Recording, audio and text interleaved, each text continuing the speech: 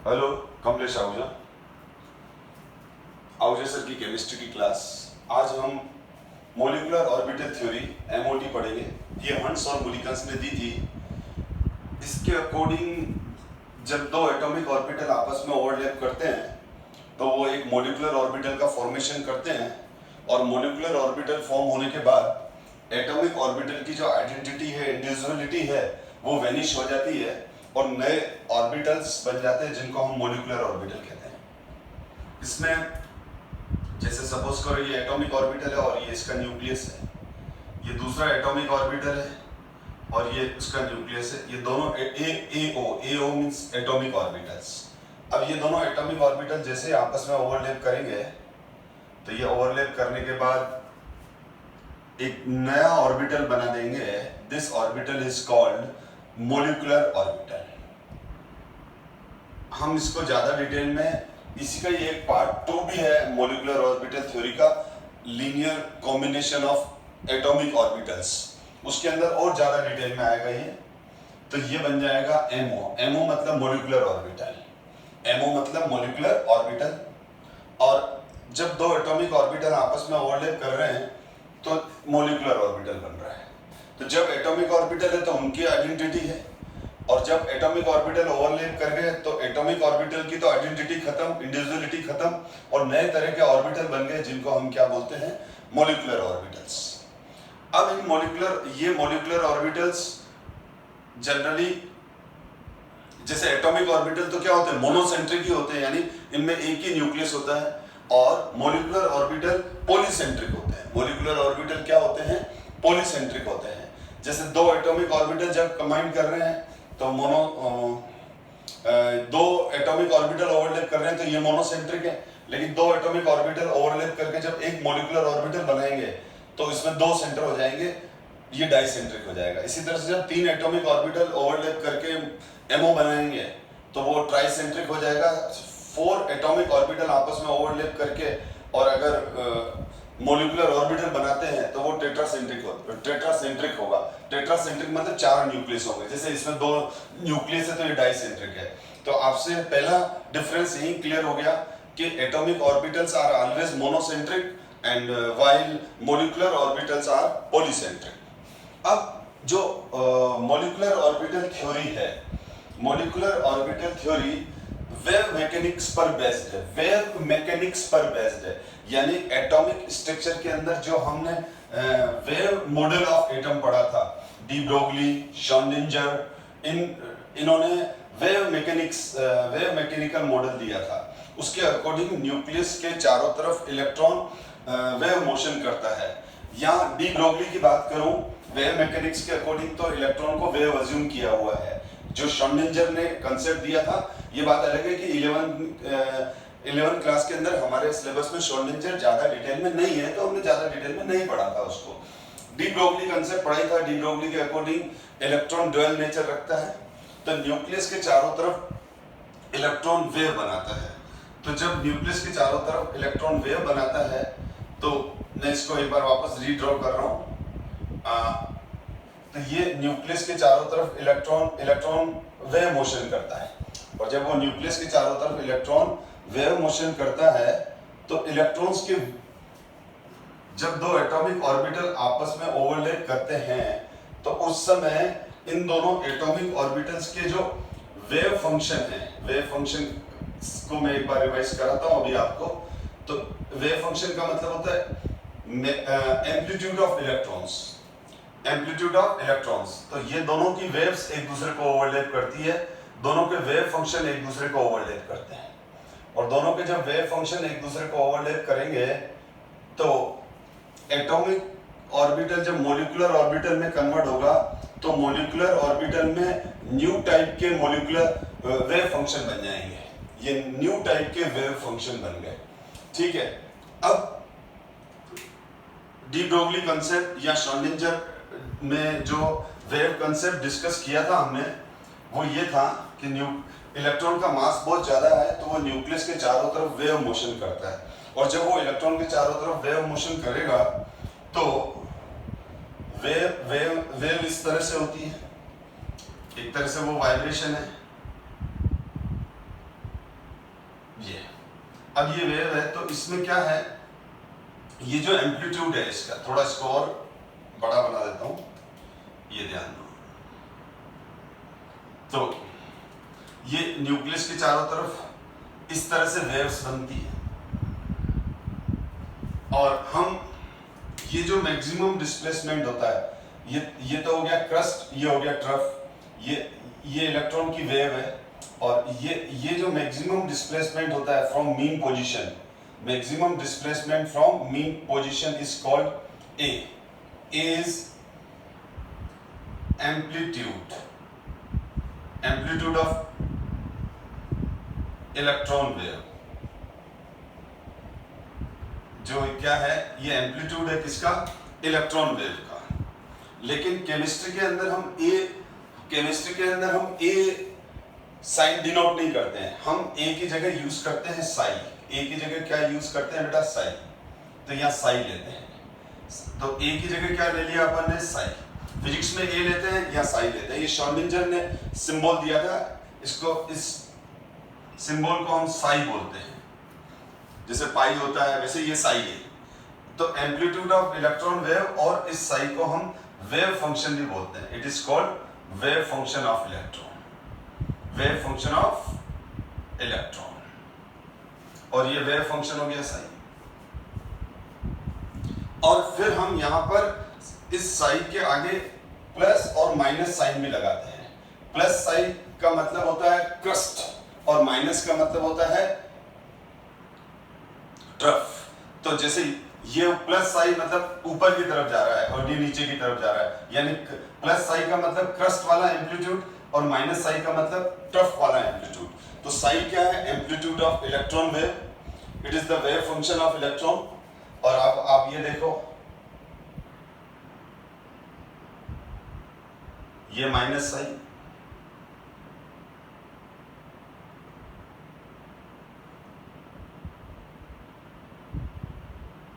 तो ये, तो जब भी प्लस साई हो तो समझ जाना वो क्रस्ट की बात कर रहा है, माइनस साई का मतलब क्या कर रहा है, ये ट्रफ की बात कर रहा है। अब यहां पर मॉलिक्यूलर ऑर्बिटल थ्योरी का जो कंसेप्ट है वो ये कहता है कि जब दो एटॉमिक ऑर्बिटल आपस में आपस में ओवरलैप करते हैं तो उनके वेव फंक्शन साइमल्टेनियसली ओवरलैप करते हैं। अब वेव फंक्शन का मतलब समझ गए, वेव फंक्शन साइमल्टेनियसली ओवरलैप करते हैं, मतलब इलेक्ट्रॉन्स की जो वेव के जो एम्पलीट्यूड्स हैं वो एक दूसरे को ओवरलैप करते हैं। अब ये ओवरलैपिंग दो तरह की होती है, कंस्ट्रक्टिव और डिस्ट्रक्टिव।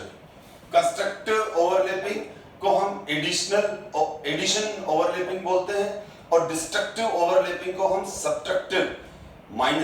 सब्ट्रैक्टिव ओवरलैपिंग कहते हैं। तो कंस्ट्रक्टिव और एडिशन, सब्ट्रैक्टिव और डिस्ट्रक्टिव एक ही बात है। तो अब इसको मैं एग्जाम्पल से एक्सप्लेन कर रहा हूं, जो बेस्ट एग्जाम्पल है।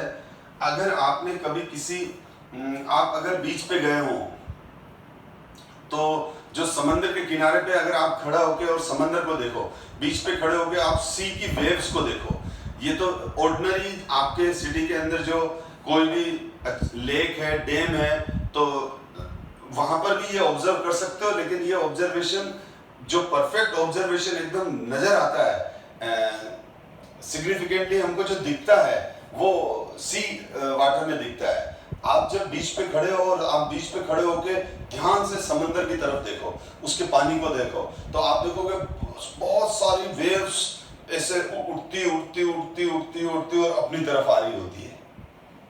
ये जो वेव्स हैं, ठीक है, अब बहुत सारी वेव्स होती है। आप देखोगे कोई वेव यूं आ रही है, कोई यहां से आ रही है, कोई यहां से आ रही है, यहां से आ रही है। तो आप क्या देखोगे, ये वेव्स जब अलग अलग डायरेक्शन से आती है तो एक पर्टिकुलर पॉइंट पर मीट करती है।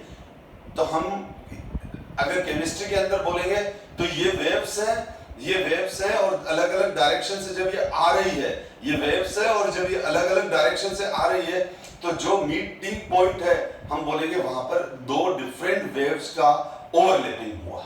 उसी तरह से जब दो डिफरेंट डायरेक्शन से दो एटॉमिक ऑर्बिटल जब ओवरलैप करते हैं, तो जैसे ही एटॉमिक ऑर्बिटल ओवरलैप करते हैं तो एटॉमिक ऑर्बिटल ओवरलैप करते ही इनके वेव फंक्शन एक दूसरे को ओवरलैप करते हैं, इनके वेव फंक्शन एक दूसरे को ओवरलैप करते हैं। जैसे कि आप समंदर के किनारे खड़े हो, बीच पर खड़े हो और सी में देख रहे हो, तो बहुत सारी डिफरेंट डायरेक्शन से वाटर की वेव्स आ रही है और वो एक दूसरे के साथ एक पर्टिकुलर पॉइंट पर मीट करती है, ओवरलैप करती है। अब जब ये ओवरलैपिंग हुआ तो ओवरलैपिंग होते ही आप दो चीज ऑब्जर्व करेंगे। अगर आपने ऑब्जर्व किए तो अच्छी बात है, लेकिन कभी लाइफ के अंदर बीच में जाओ तो ये वाली मेरी बात आप ऑब्जर्व करना, उस समय माइंड, अभी ये माइंड में रखो, कभी बीच पे जाओ तो देखना, तो ये आप बिल्कुल ऑब्जर्व करोगे, आप प्रैक्टिकली देखोगे वहां पर।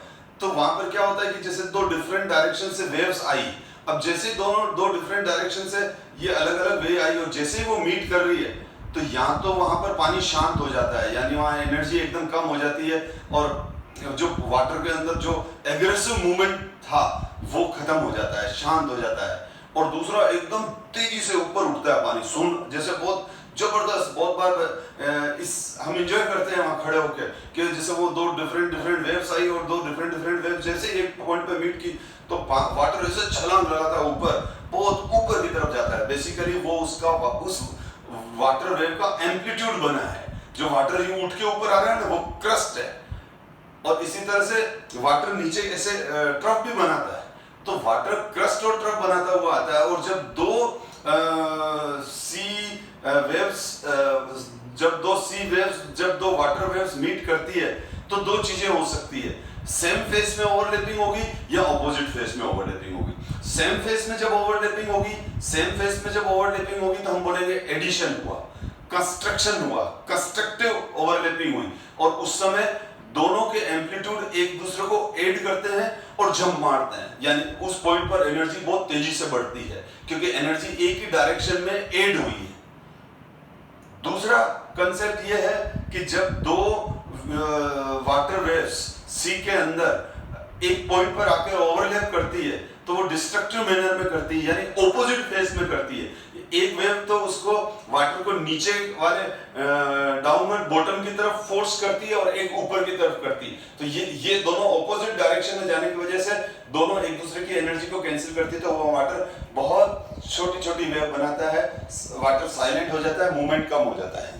तो मैंने ये कहा कि ओवरलैपिंग दो तरह की है, सेम फेस और ऑपोजिट फेस। देखो बोर्ड पे कैसे, जिनको समझ में नहीं आया वो वापस देखो, मैं इस एग्जांपल से समझा रहा हूं, आपको बिल्कुल समझ में आएगा कि जैसे ये दो डिफरेंट वेव्स हैं, ये दो डिफरेंट वेव्स हैं, देखो बेटा, अब ये ए वेव है और एक इधर से बी वेव आ रही है और एक इधर से बी वेव आ रही है। वो मेरे को देखो, ये यहां से स्टार्ट होगी, वो जस्ट मैंने समझा, मेरे को डायग्राम क्लियर करना था। ये आ रही है, एक वेव आ रही है, बी वेव रेड वाली आ रही है, अब ये देखो दोनों मीट कर गई, तो इसको बोलते हैं, अब देखो ए का ट्रफ के साथ ट्रफ, ए का बी के ए, देखो ये जो ओवरलैपिंग है, ये जो दो डिफरेंट वाटर वेव्स हैं वो सेम फेस में ओवरलैप कर रही है, यानी ए का क्रस्ट तो बी का भी क्रस्ट, ए का ट्रफ तो बी का भी ट्रफ, बी का क्रस्ट, ए का क्रस्ट तो बी का भी क्रस्ट, यानी दोनों के क्रस्ट साथ में, दोनों के ट्रफ साथ में। इसको बोलते हैं ओवरलैपिंग इन सेम फेस। मैंने कहा जिन बच्चों को समझ में नहीं आई तो उनको ऐसे समझो। अच्छा, इसी तरह से अगर ऐसा हो जाता कि दो डिफरेंट वेव्स आ रही है, देखो एक ये आ रही है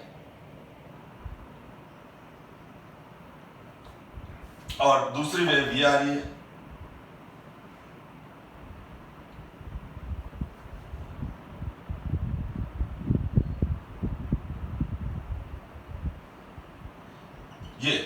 ये ए वेव आ रही है, ये बी आ रही है, ये आ रही है, ठीक है।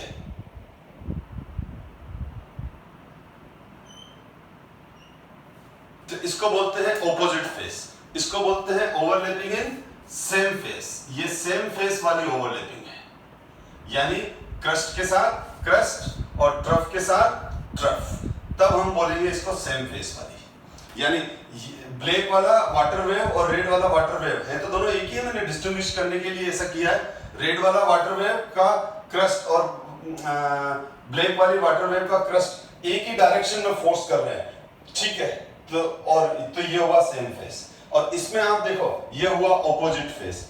ऑपोजिट फेस का मतलब क्या हुआ, ये जो ब्लैक वाली है वो तो वाटर वेव ऊपर जाना चाहती है और रेड वाली वाटर वेव नीचे जाना चाहती है। तो जब दोनों मीट कर गए, एक साथ हो गए, पूरा वाटर एक साथ हो गया, तो आधा वाटर ऊपर की तरफ खींच रहा है पानी को, ये वाला पोर्शन ऊपर की तरफ खींच रहा है, ये वाला नीचे की तरफ खींच रहा है, तो ये कैंसिल आउट हो जाएंगे। तो अब इस केस में जब ये सेम फेस में जब ये ओवरलैप करते हैं, जब ये सेम फेस में ओवरलैप करते हैं तो क्या होता है, देखो जब ये सेम फेस में ओवरलैप करेंगे, ठीक है, तो सेम फेस ओवरलैपिंग ये हुई। तो सेम फेस ओवरलैपिंग का जो रिजल्ट है, सेम फेस ओवरलैपिंग का जो रिजल्ट है, अब जो ये तो जब ओवरलैप हुआ तो ओवरलैप होते ही यहां पर क्या हो जाएगा, इमीडिएटली क्या हो जाएगा, बहुत बड़ी वेव्स बनेगी, नई वेव बनेगी और ये छलांग मारेगी एकदम। जो जैसे होता है पानी उछल के ऊपर आता है, तो वो इस वजह से आता है कि दोनों वाटर वेव एक साथ सेम फेस में ओवरलैप कर रहे हैं, इसीलिए वो वाटर उछलता है और उतना ही ट्रफ भी बनता है, लेकिन वो हमको दिखता नहीं है क्योंकि हम बहुत ज्यादा डिस्टेंस पे होते हैं। तो इस तरह से ये दोनों, तो हम इस तरह की ओवरलैपिंग को हम बोलते हैं एडिशन हुआ, कंस्ट्रक्टिव ओवरलैपिंग हुआ, प्लस हुआ, ये प्लस हुआ, ठीक है। इसका मतलब जब क्रस्ट के साथ क्रस्ट और ट्रफ के साथ ट्रफ मिले, यानी दोनों का प्लस साई मिलेगा और माइनस साई मिलेगा।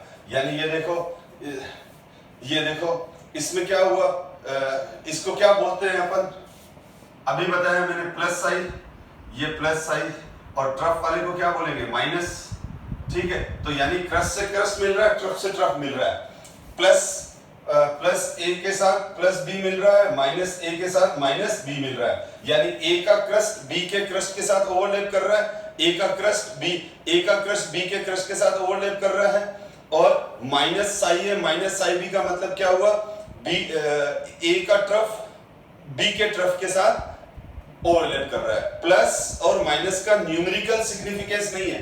प्लस किसको बताता है, प्लस साई किसको बता रहा है, प्लस साई किसको बता रहा है, प्लस साई किसको बताएगा, मैंने अभी बताया, प्लस साई बताएगा क्रस्ट को, माइनस साई बताएगा ट्रफ को। तो ये प्लस साई, ये माइनस साई, ये प्लस साई, ठीक है। तो प्लस का मतलब क्रस्ट साइड वाला एम्पलीट्यूड, माइनस का मतलब ट्रफ साइड वाला एम्पलीट्यूड। एम्पलीट्यूड क्या होता है, maximum displacement from mean position, maximum displacement from mean position. तो यहां इसको हम बोलते हैं एडिशन वाला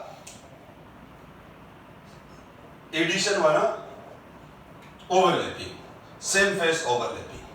और अब दूसरा हो गया ऑपोजिट फेस वाला ओवरलैपिंग। तो जब ऑपोजिट फेस वाला ओवरलैपिंग होगा तो क्या होगा, ऑपोजिट फेस वाले ओवरलैपिंग में क्या हो जाएगा, जैसे ये ए है, ये बी है, तो ये ऑपोजिट हुआ। ये क्या कर रहे हैं, एक दूसरे को कैंसिल कर रहे हैं। एक तो एक वाटर को ऊपर की तरफ खींच रही है और उसी समय दूसरी वाटर वेव नीचे की तरफ खींच रही है, तो ये मामला शांत हो गया। हम बोलेंगे डिस्ट्रक्टिव ओवरलैपिंग हुई, ऑपोजिट फेस में ओवरलैपिंग हुई, ऑपोजिट फेस में ओवरलैपिंग हुई, this face is called opposite face. समझ में आ गया सेम फेस और ऑपोजिट फेस का मतलब क्या होता है, इज इट क्लियर? अब तो क्लियर हो गया ना ऑपोजिट फेस और सेम फेस का मतलब क्या होता है, क्योंकि मॉलिक्यूलर ऑर्बिटल थ्योरी बहुत सिंपल है, खाली आपको ये सेम फेस और ऑपोजिट फेस वाला कॉन्सेप्ट क्लियर होना चाहिए।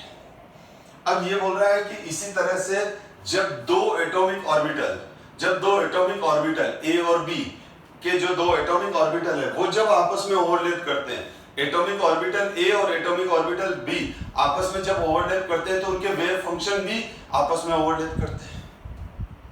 अब ये वेव फंक्शन वापस दो तरह से ओवरलैप कर सकते हैं, सेम फेस और ऑपोजिट फेस। अब मैं एक बात उससे पहले क्लियर कर दूं, हम एटम में पढ़ चुके हैं साई क्या होता है, वेव फंक्शन, क्योंकि इसमें ये कंसेप्ट काम आएगा, थोड़ा रिमाइंडर डाल रहा हूं मैं। वेव फंक्शन क्या है, एम्पलीट्यूड ऑफ इलेक्ट्रॉन वेव, ठीक। प्लस साई का मतलब क्रस्ट से है, माइनस साई का मतलब ट्रफ से है, ठीक है। अब साई स्क्वायर जो होता है, साई स्क्वायर डायरेक्टली प्रोपोर्शनल होता है इलेक्ट्रॉन डेंसिटी। साई स्क्वायर क्या होता है? Electron density. और फिजिक्स के अंदर अपन ए से रिप्रेजेंट कर रहे हैं। अब ये Sai square directly electron density, Sai square maximum, ध्यान दो बेटा, तो ये ऑर्बिटल। मैंने ऑर्बिटल की डेफिनेशन बताई थी एटम में कि न्यूक्लियस के अराउंड एटम में वो स्पेस जहां इलेक्ट्रॉन के मिलने की संभावना, प्रोबेबिलिटी सबसे ज्यादा हो, उस जगह को अपन क्या बोलते हैं? ऑर्बिटल। तो orbital is a 3D space in the atom और around nucleus where maximum probability to finding electron, where maximum probability to finding electrons। तो ऑर्बिटल वो जगह है जहां साई स्क्वायर मैक्सिमम होगा, क्योंकि साई स्क्वायर की वैल्यू किसका मेजरमेंट है? इलेक्ट्रॉन डेंसिटी का। इलेक्ट्रॉन होंगे तो इलेक्ट्रॉन्स के वेव फंक्शन होंगे, इलेक्ट्रॉन्स होंगे तो इलेक्ट्रॉन के वेव फंक्शन होंगे। ठीक है, कोई लेक सूख गई है, बिल्कुल पानी नहीं है, तो उसमें वाटर वेव्स थोड़ी होगी। तो उसी तरह से इलेक्ट्रॉन है तो इलेक्ट्रॉन्स के वेव फंक्शन है, इलेक्ट्रॉन्स है तो इलेक्ट्रॉन्स की डेंसिटी है। ठीक है, अब साई स्क्वायर मैक्सिमम तो ऑर्बिटल। तो हम वेव मैकेनिक्स कॉन्सेप्ट के अकॉर्डिंग ऑर्बिटल की डेफिनेशन क्या देते हैं? जहां वो 3D प्लेस एटम में जहां साई स्क्वायर की वैल्यू मैक्सिमम आ जाए, जहां साई स्क्वायर की वैल्यू मैक्सिमम आ जाए, उसको हम क्या बोलते हैं? ऑर्बिटल। अच्छा, जहां साई स्क्वायर जीरो हो, जहां साई स्क्वायर क्या हो? जीरो हो, यानी इलेक्ट्रॉन डेंसिटी जीरो हो गई, हम उस जगह को नोड बोलते हैं। Node is a point, node is a space where electron density is zero. और अगर इलेक्ट्रॉन डेंसिटी जीरो है तो वहां ऑब्वियसली अगर इलेक्ट्रॉन डेंसिटी जीरो है तो इलेक्ट्रॉन है ही नहीं। जब इलेक्ट्रॉन है ही नहीं तो इलेक्ट्रॉन का साई भी नहीं होगा, तो साई स्क्वायर भी नहीं होगा, यानी वेव फंक्शन ही नहीं होंगे इलेक्ट्रॉन्स के। ठीक है, वाटर की वेव्स कहां बनेगी? जहां वाटर बनेगा ना, जहां बिल्कुल सूखा हुआ कोई रिवर है, बिल्कुल ड्राई रिवर है, ड्राई लेक है, तो वहां वाटर की वेव्स थोड़ी दिखेगी। वाटर होगा तो वाटर की वेव्स दिखेगी, इलेक्ट्रॉन होंगे तो इलेक्ट्रॉन्स के वेव फंक्शन दिखेंगे। तो नोड क्या होता है? नोड, आपसे कोई पूछे नोड की डेफिनेशन दो, तो node is a space where electron density is zero. ठीक है, अब वो स्पेस स्फीयर के फॉर्म में भी हो सकता है, प्लेन के फॉर्म में भी हो सकता है, लाइन के फॉर्म में भी हो सकता है। अभी मैं डिस्कस करूंगा नोड के बारे में भी, इसी मॉलिक्यूलर ऑर्बिटल थ्योरी में नोड कांसेप्ट भी अच्छे से क्लियर होगा। तो यहां पर अब क्या है, ये बोल रहा है कि जब दो एटॉमिक ऑर्बिटल आपस में सेम फेस में ओवरलैप करते हैं तो बॉन्डिंग मॉलिक्यूलर ऑर्बिटल बनते हैं। तो ये बोल रहा है कि ना, अब यहां पर जो मॉलिक्यूलर ऑर्बिटल्स हैं, यहां पर जो मॉलिक्यूलर ऑर्बिटल्स है बेटा, वो दो तरह के हैं। मॉलिक्यूलर ऑर्बिटल्स दो तरह के हैं, BMO एंड ABMO। BMO का फुल फॉर्म होता है बॉन्डिंग मॉलिक्यूलर ऑर्बिटल्स। ठीक है, और इसका मतलब होता है एंटी बॉन्डिंग मॉलिक्यूलर ऑर्बिटल्स। तो bonding molecular orbitals and anti bonding molecular orbitals.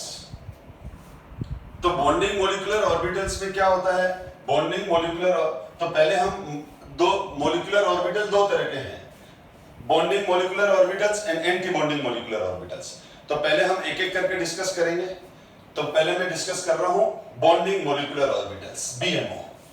तो BMO क्या होता है? देखो बेटा, तो BMO को डिस्कस कर रहा हूं मैं। तो BMO डिस्कस करने से पहले ये सिंपल सा जो लैंग्वेज है वो देख लेते हैं। When nuclei of two atoms comes close to each other, their atomic orbital interact, leading to the formation of molecular orbitals. The atomic orbitals of the atom in a molecule completely lost their identity and after the formation of molecular orbital। यही बात बताई कि जैसे atomic orbital आपस में overlap करेंगे, जैसे दो एटम के न्यूक्लियस पास में आएंगे तो उनके ऑर्बिटल आपस में ओवरलैप करेंगे और ऑर्बिटल आपस में ओवरलैप करके मॉलिक्यूलर ऑर्बिटल बना देंगे और एटॉमिक ऑर्बिटल की आइडेंटिटी खत्म हो जाएगी।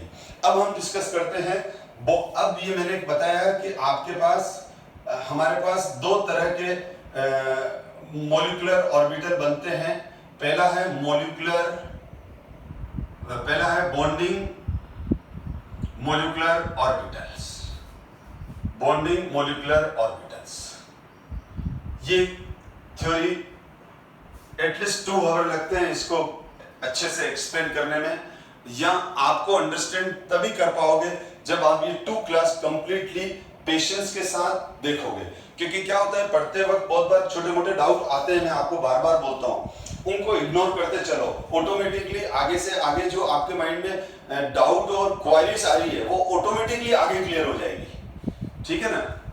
ऑफलाइन क्लासेस में तो क्या होता है कि आपने उसी समय पूछ लिया तो मैंने कहा रुक जाओ, या उस समय कोई चीज होती है तो वो साइड में एक्सप्लेन कर देता हूँ, या फिर मैं बोल देता हूँ आगे आ जाएगा। तो यहाँ मैं बार बार बोल रहा हूँ आप पेशेंस रखो, और अगर आप कंटिन्यूस जो भी स्टूडेंट देखते हैं तो उनके फीडबैक मेरे पास बहुत अच्छे आते हैं, लेकिन जो बच्चे बीच में 15-20 मिनट 25 मिनट देख के फिर बोलते हैं अरे अरे डाउट ज्यादा आ रहा है तो उसको बंद कर देते हैं वीडियो को, तो फिर वो कंफ्यूज हो जाते हैं बेटा। इसीलिए कंटिन्यूस देखो, मैं हर वीडियो में ये बात बोलता हूँ, बॉन्डिंग मोलिकुलर ऑर्बिटल्स। अब बॉन्डिंग मोलिकुलर ऑर्बिटल्स में नंबर 1 जो होती है सेम फेस ओवरलैपिंग होती है। कौन सी होती है? सेम फेस ओवरलैपिंग बिटवीन, अभी मैं डायटोमिक 2 एटम्स की बात कर रहा हूं, 2 एटॉमिक ऑर्बिटल आपस में ओवरलैप कर रहे हैं, ये बात कर रहा हूं, ठीक है। Same phase overlapping between two different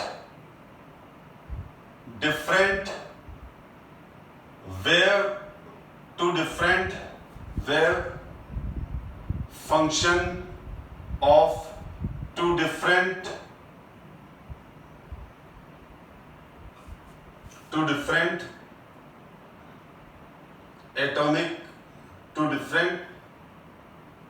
same phase overlapping between two different wave function of two different atomic orbitals। दो different atomic orbitals के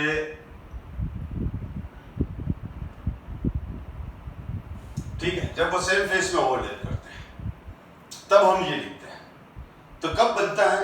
जब दो डिफरेंट वेव फंक्शन साई ए और साई बी, ठीक है, जैसे ये ए एटॉमिक ऑर्बिटल है, ये बी एटॉमिक ऑर्बिटल है, और ये बन गया, मैं इंटरमीडिएट स्टेट नहीं बना रहा हूं, सीधा ये बना दिया, ठीक है। तो जैसे ये न्यूक्लियस है, ये न्यूक्लियस है, और इसके ये रेड वाले वेव फंक्शन इसके हैं, और ये भी रेड वाले ही बोला रहा हूं, पर हैं दोनों डिफरेंट, ठीक है। ये ए एटम है और ये बी एटम है। अब ए एटम और बी एटम के जो ये रेड वाले वेव फंक्शन है, ठीक है, इनके ये साई ए हैं और इनके ये साई बी हैं, ठीक है। तो जब ये ओवरलैपिंग हुई और ये ओवरलैपिंग होते ही नए वेव फंक्शन इस तरह से बन गए, ठीक है। अब ये यहाँ पर ये जो वेव फंक्शन थे वो एक ही न्यूक्लियस के कंट्रोल में थे, ए और बी जब एटॉमिक ऑर्बिटल थे, ये एटॉमिक ऑर्बिटल, ये एटॉमिक ऑर्बिटल, ठीक, और ये बन गया हमारा मोलिकुलर ऑर्बिटल। और जो अब इसमें जो ये नए वेव फंक्शन बने, ये बन गया ए बी, ये बन गया ए बी, और इस ए बी का जो वेव फंक्शन है उसको बोलेंगे साई ए बी।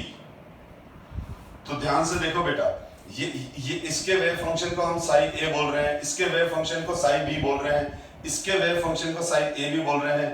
ये एटॉमिक ऑर्बिटल, ये एटॉमिक ऑर्बिटल, ये मोलिकुलर ऑर्बिटल, ये ए एटम बी एटम, ठीक है। इसके वेव फंक्शन को हमने साई ए का।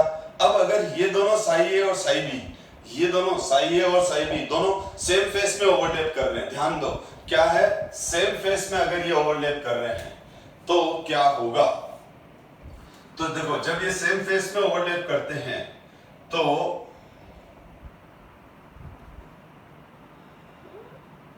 यह एक जस्ट प्रेजेंटेशन दे रहा हूं, पर ये जो मैं प्रेजेंटेशन दे रहा हूं जरूरी नहीं कि आप एग्जाम में लिखो, वैसे अच्छा है, हायर एजुकेशन की बुक्स में बना हुआ भी है। तो यहां पर जैसे ये साई स्क्वायर है, इस तरफ क्या है, साई स्क्वायर, और यहां पर ये दोनों वेव फंक्शन, ए का वेव फंक्शन और बी का वेव फंक्शन, ए और बी दोनों के वेव फंक्शन एक दूसरे को ओवरलैप कर रहे हैं। ये ए का है और ये बी का है, ये ओवरलैपिंग है, अभी स्टार्ट हुई है जस्ट।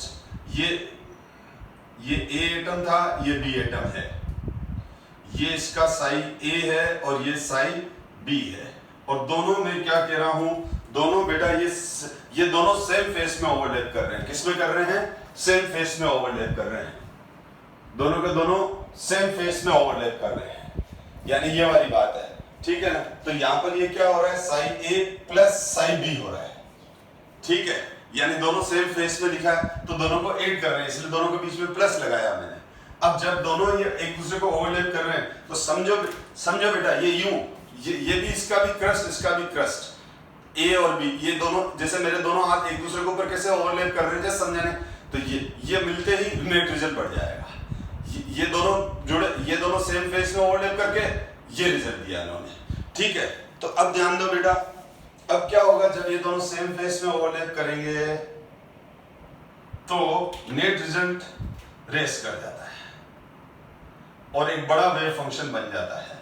इस बड़े वेव, ये ए भी बन गया और इस पूरे वेव फंक्शन में दो न्यूक्लियस हैं। जैसे ये देखो, ये वेव फंक्शन है और ये वेव फंक्शन दो न्यूक्लियस के कंट्रोल में है, ठीक है। तो ये हो गए मॉलिक्यूलर वेव फंक्शन, जबकि ये हुए एटॉमिक वेव फंक्शंस। ये तो हो गए एटॉमिक वेव फंक्शंस और वो हो गए मॉलिक्यूलर वेव फंक्शन। इसको हमने क्या कहा, साई ए बी। तो अब ये देखो, ये जब दोनों ओवरलैप कर रहे हैं तो मैंने इसका एक छोटा सा पोर्शन लिया कि इसका भी एक वेव फंक्शन शो कर रहा हूं, इसका भी एक वेव फंक्शन। तो ये देखो, इस तरह से वेव फंक्शन एक दूसरे को सेम फेस में ओवरलैप कर रहे हैं। जब ये सेम फेस में ओवरलैप करेंगे तो एक दूसरे को ऐड कर देंगे और ये साई ए भी बन जाएगा। ये दोनों ऐड करके एक बड़ा वेव फंक्शन बन जाएगा। इसको साई ए का है, इसको साई बी का है, इसको साई ए बी कर रहा हूं मैं, ठीक है। तो अब आप देखो, मैं इसको, और यहां पर क्या हो जाएगा, ये दोनों न्यूक्लियस का बीच का सेंटर, ये दोनों न्यूक्लियस का क्या है, बीच का सेंटर। तो ये जो बीच का सेंटर है, यहां पर क्या हो रहा है, हियर इलेक्ट्रॉन डेंसिटी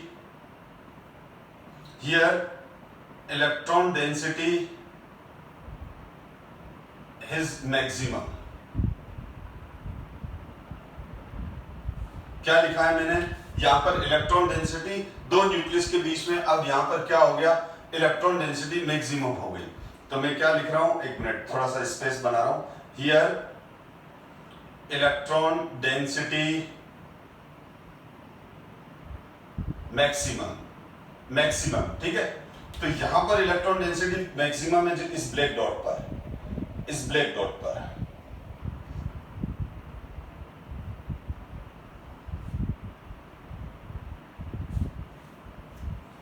तो यहां पर क्या हो गया, साई स्क्वायर की वैल्यू मैक्सिमम हो गई। यहां पर साई स्क्वायर की वैल्यू क्या आ गई, मैक्सिमम आ गई। बिटवीन टू न्यूक्लियस, दोनों न्यूक्लियस के एग्जैक्ट सेंटर में, दोनों न्यूक्लियस के, ये दोनों न्यूक्लियस है, इन दोनों न्यूक्लियस के एग्जैक्ट सेंटर में जहां मैंने मार्कर शो किए हैं, वो दोनों न्यूक्लियस का एग्जैक्ट सेंटर है और इस सेंटर पर इलेक्ट्रॉन डेंसिटी मैक्सिमम हो गई। अब यहाँ सेंटर में इलेक्ट्रॉन डेंसिटी मैक्सिमम हो गई तो बॉन्ड स्ट्रेंथ बढ़ गई। क्यों? क्योंकि इन दोनों न्यूक्लियस के बीच में ये जो मार्कर है, ये इलेक्ट्रॉन डेंसिटी, इन दोनों न्यूक्लियस के बीच में इलेक्ट्रॉन डेंसिटी मैक्सिमम है, जैसा कि आपको यहाँ दिख रहा है। यहाँ पे भी देखो, यहाँ पर भी देखो, इन दोनों न्यूक्लियस के बीच में इलेक्ट्रॉन डेंसिटी मैक्सिमम बन गई। जब एडिशन होता है, कंस्ट्रक्टिव ओवरलैपिंग होती है, सेम फेस में ओवरलैपिंग होती है, तो दो न्यूक्लियस के बीच में इलेक्ट्रॉन डेंसिटी बढ़ गई, तो दो न्यूक्लियस के बीच में इलेक्ट्रॉनिक क्लाउड डेंसर हो गया। दो न्यूक्लियस के बीच में दो न्यूक्लियस के बीच में डेंस इलेक्ट्रॉनिक क्लाउड आ गया।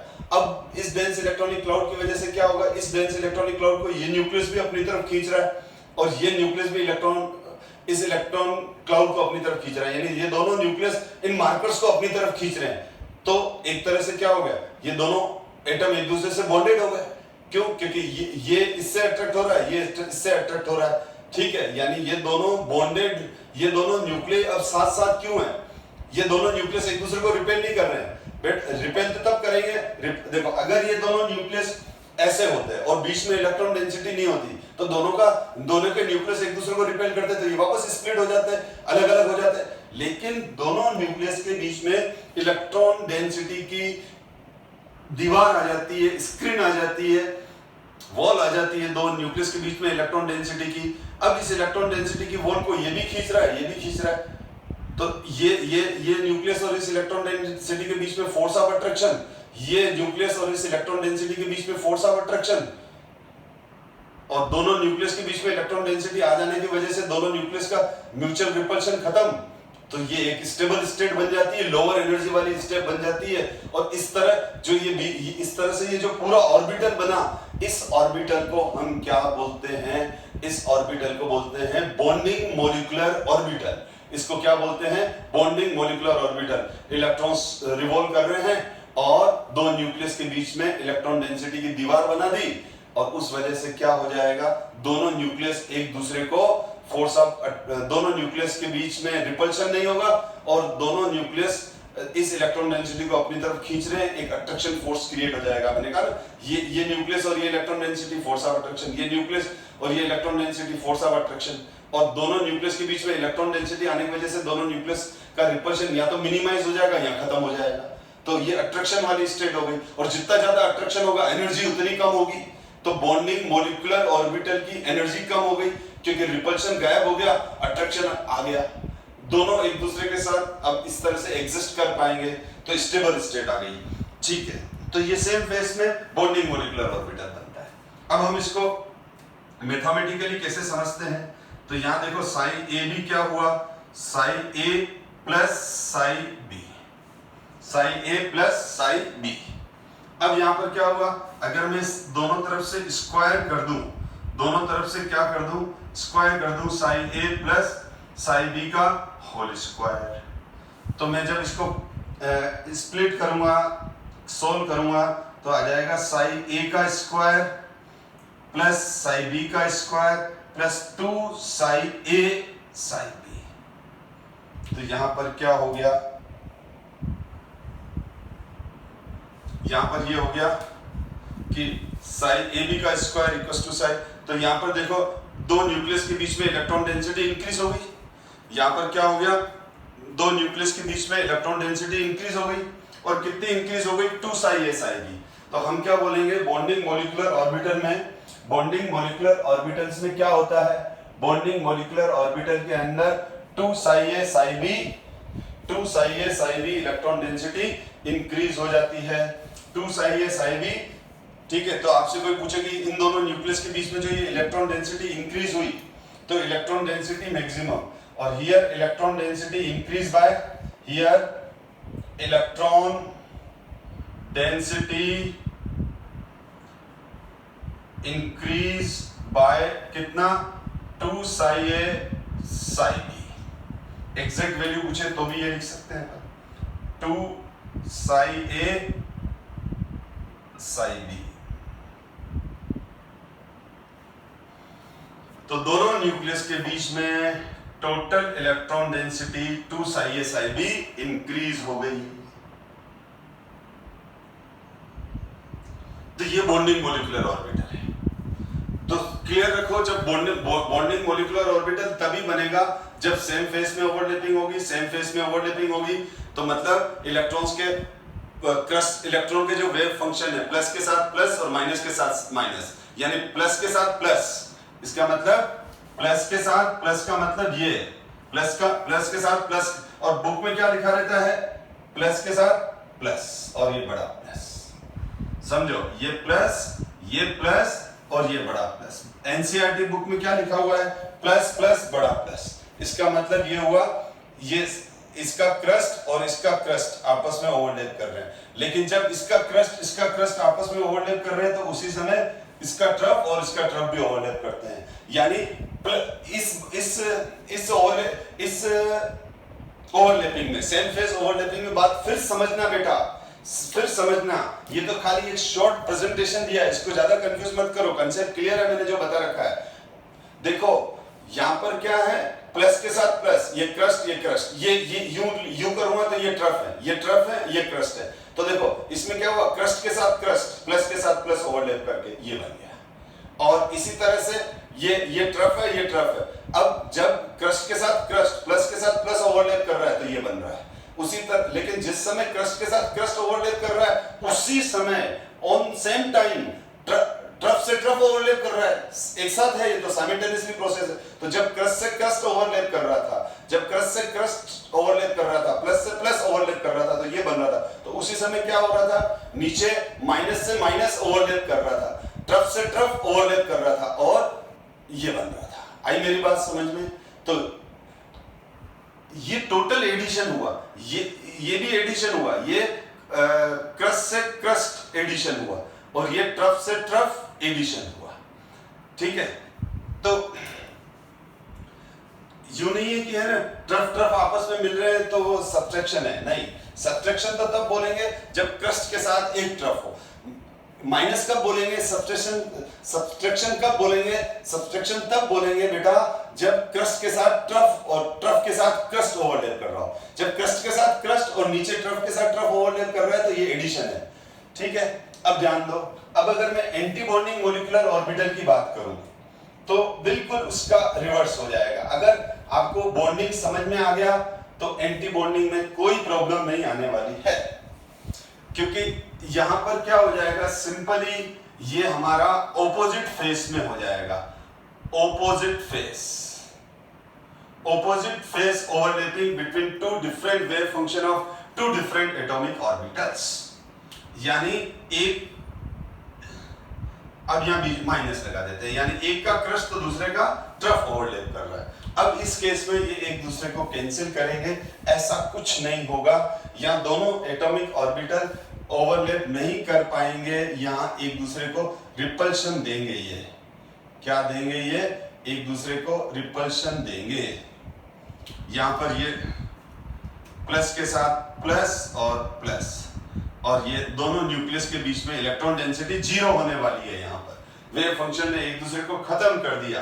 ये बन जाता है anti bonding molecular orbital. Anti bonding molecular orbital जब ऑपोजिट फेस में दोनों ओवरलैप कर रहे हैं, यानी एक का क्रस्ट, एक का ट्रफ, एक का क्रस्ट, ये देखो इस एक का क्रस्ट है, मैंने कहा ना ये क्रस्ट है और ये ट्रफ है। अब एक का क्रस्ट और एक का ट्रफ जैसे ही ओवरलैप करेगा खत्म हो गया मामला, प्लेन पे आ गया, शांति हो गई। यानी अब यहां पर क्या होगा, यहां पर ये देखो ऊपर भी बना ही रहा हूं, ठीक है। तो यहां पर जब ये दोनों एक दूसरे को ओवरलैप करेंगे तो क्या होगा, अब यहां पर एक, अब डायग्राम हम ऐसा ही बनाते हैं, यहां माइनस लिख देते हैं। क्या लिख देते हैं यहां पर, माइनस।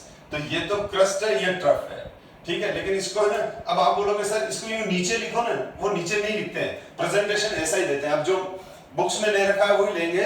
आपको ध्यान रखना है कि ये तो यू है और ये यू है, समझो मेरी बात। ये तो बी है और ये ए है, ओवरलैपिंग यू हो रही है और ये खत्म हो गया, ओवरलैपिंग ये हो रही है। लेकिन इसको है ना हमने माइनस साइन लगा के ये बता दिया कि ये नीचे है। इसको माइनस साइन लगाने का मतलब यही है कि ये नीचे है, तो यहाँ माइनस लगाया था, पहले वाले में मैंने माइनस नहीं लगाया था। तो डायग्राम एग्जाम में ऐसा ही बनाओगे, लेकिन अगर ब्रेन में रखो तो ये यू है, एक नीचे एक ऊपर। अब जैसे ही ओवरलैप करके एक दूसरे को कैंसिल आउट करेंगे, तो अब जब एक दूसरे को कैंसिल आउट करेंगे तो दोनों की अगर वैल्यू बराबर है तो दो न्यूक्लियस के बीच में जीरो हो जाएगा वेव फंक्शन।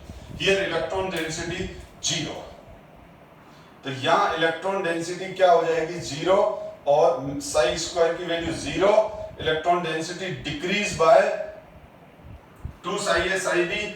बोर्ड पे ध्यान दो, या माइनस किया या माइनस किया, इसको सॉल्व करूंगा तो ये माइनस हो जाएगा। तो यहां पर क्या हो गया, यहां पर ये दोनों ऑपोजिट फेस में, ये क्रस्ट है तो ये ट्रफ है, तो ये क्रस्ट और ट्रफ ओवरलैप करेंगे तो एक दूसरे को कैंसिल कर देंगे, तो दो न्यूक्लियस के बीच में इलेक्ट्रॉन डेंसिटी जीरो हो जाएगी। और इसको हम बोलेंगे नोडल पॉइंट, और नोडल लाइन भी बोलते हैं। ये बन गई हमारी, यहां पर जो ये आ रहा है एंटी बॉन्डिंग में, ये जो लकीर दिख रही है, यहां पर साई ए बी का स्क्वायर कितना हो गया, जीरो। तो दो न्यूक्लियस के बीच में इलेक्ट्रॉन डेंसिटी क्या हो गई, जीरो हो गई। और हम इस लाइन को क्या बोलते हैं, नोडल लाइन, और बिल्कुल जो सेंटर में पॉइंट है उसको नोडल पॉइंट बोलेंगे। यानी इस डायमेंशन पर कोई इलेक्ट्रॉन डेंसिटी नहीं होगी, ये इलेक्ट्रॉन डेंसिटी एक दूसरे को कैंसिल कर गई, साई स्क्वायर 0 हो गया। साई स्क्वायर 0 होने का मतलब इन दोनों न्यूक्लियस के बीच में इलेक्ट्रॉन डेंसिटी 0 हो गई। अब आप ध्यान से देखो इसको, और हम इसको बोलते हैं एंटी बॉन्डिंग मॉलिक्यूलर ऑर्बिटल। ठीक है, बुक में वैसे ये है, ये एनसीईआरटी में डायग्राम नहीं बना हुआ है, ये मैंने एडिशनल बनाया है, रिफ्रेशर्स में जरूर बना हुआ है ये। अब देखो इसका मतलब ये हुआ कि पहले वाले केस में तो ये दो न्यूक्लियस के बीच में इलेक्ट्रॉन डेंसिटी थी, दो न्यूक्लियस के बीच में इलेक्ट्रॉन डेंसिटी थी, इस वजह से ये दोनों न्यूक्लियस एक दूसरे से बंधे हुए थे इस फोर्स ऑफ अट्रैक्शन। अब ये इलेक्ट्रॉन डेंसिटी है ही नहीं। अब ये देखो दो न्यूक्लियस के बीच में इलेक्ट्रॉन डेंसिटी 0। अब जब दो न्यूक्लियस के बीच में इलेक्ट्रॉन डेंसिटी 0, तो अब ये दोनों न्यूक्लियस आमने सामने, ये एक दूसरे को रिपेल करेंगे तो ये अलग हो जाएंगे, जैसे ये बनाया मैंने। अब ये देखो ये है ना, ये वाला चीज ये है, दो न्यूक्लियस के बीच में इलेक्ट्रॉन डेंसिटी नहीं है, ओवरलैपिंग हुआ ऑपोजिट वेव फंक्शन में, दो न्यूक्लियस के बीच में इलेक्ट्रॉन डेंसिटी बिल्कुल नहीं है। ठीक है, तो दोनों न्यूक्लियस एक दूसरे रिपेल कर गए, दूर दूर हो गए, रिपल्शन आ गया, अनस्टेबिलिटी आ गई, रिपल्शन आ गया, एनर्जी बढ़ गई। तो अब आपने क्या देखा, बॉन्डिंग अगर अपन शॉर्ट में अगर डिफरेंस करें एबीएमओ और बीएमओ में, एबीएमओ और बीएमओ में अगर अपन एक बार डिफरेंस देखें तो डिफरेंस देखो क्या आ रहा है।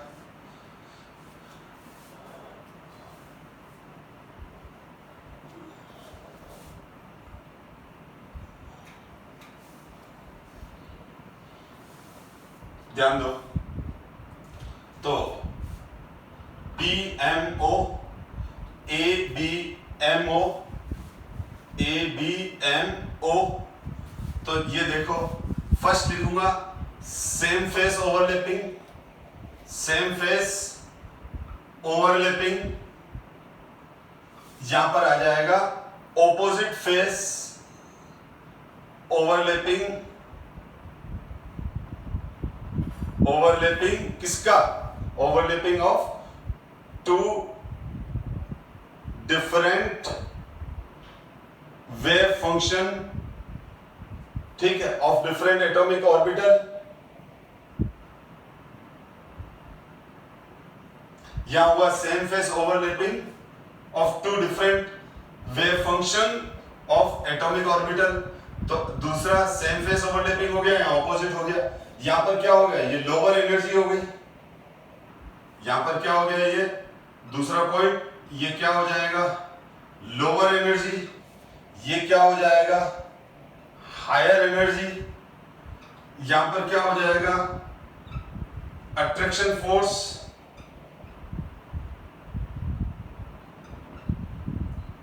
इन बीएमओ बिटवीन टू न्यूक्लियस। अभी बताया मैंने दो न्यूक्लियस के बीच में बीएमओ में क्या था, इलेक्ट्रॉन डेंसिटी आ रही थी उस वजह से, और repulsion force in ABMO between two nucleus, ठीक है ना। Fourth stable, fourth unstable, fifth क्या हो जाएगा psi A B equals to psi A plus psi B, fifth psi A B equals to psi A minus psi B, six electron density between two nucleus increase by 2 psi A psi B। यहां पर जो 6 point आ जाएगा वो आ जाएगा electron density